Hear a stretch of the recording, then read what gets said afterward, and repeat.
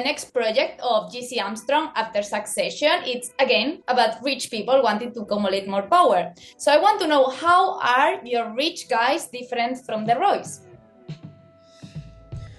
I think the Roys, it's an exploration of nepotism. They kind of grew into this wealth and they don't really know what to do with it and who they are, and they're trying to kind of define that, in the shadow of their father. And these guys, I think, are much different. I read them, I think we probably read them as they're in a way self-made. They, got to where they are with their ideas, and now they feel this sense of superiority that they know what's best for the world because they got to where they were based on a vision that they had. And so I found it to be a similar exploration of power on a level, but the characters as we were playing them, it felt like a completely different thing that, for Jesse and I think for people who are fans of, Succession, it really occupies its own world. I second it. Sorry, no, let's go. No, I second that. Okay. If I ask you about the real billionaires that are behind your characters, would you tell me, or it's too scary considering they rule the world? Oh, I'm not scared. It's more just like I didn't really base it off any of them because I didn't feel like any of them would be fun to play. They don't really seem like characters I'd want to inhabit. I don't know. How did you feel? Yeah, Jesse created unique characters that are not based on anyone in real life. So to study anyone was unnecessary. Also, the script is, it's basically a chamber piece of 4 characters. These are incredibly well designed and developed characters that live fully and richly on the page. And so there wasn't a need to sort of go out searching for something to fill any gaps.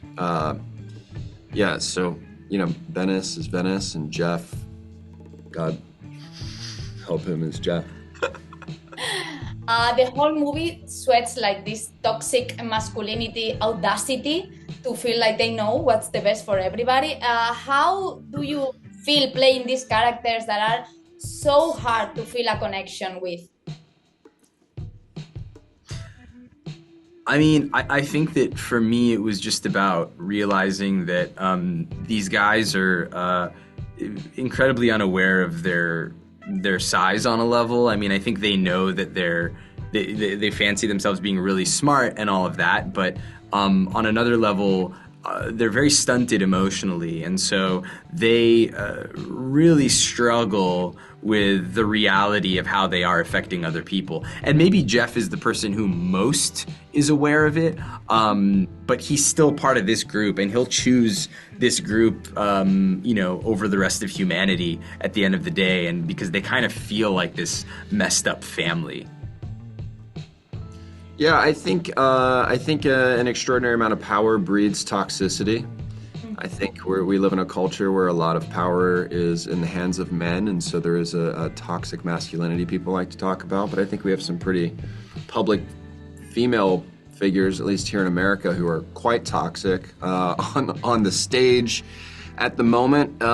These guys, it's just they're exercising power, and they just don't care because they don't have to care about their behavior, because who's going to reprimand them?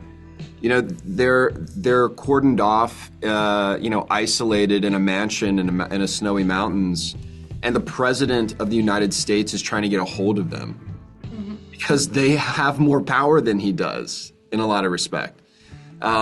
There's great political and economic turmoil across the globe because of one man's apps. That's really scary.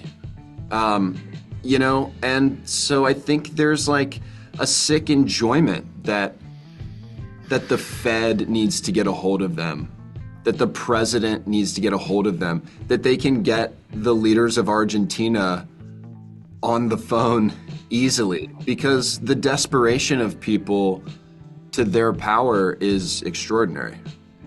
Actually, my next question was going to be around that thing, because the movie stands over an AI and fake news crisis that feels too scary and almost premonitory, maybe.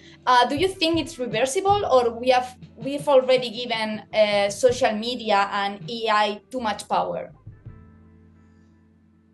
I mean, I don't think any of it is reversible. No, and I don't think even trying to reverse or stop technology has ever worked.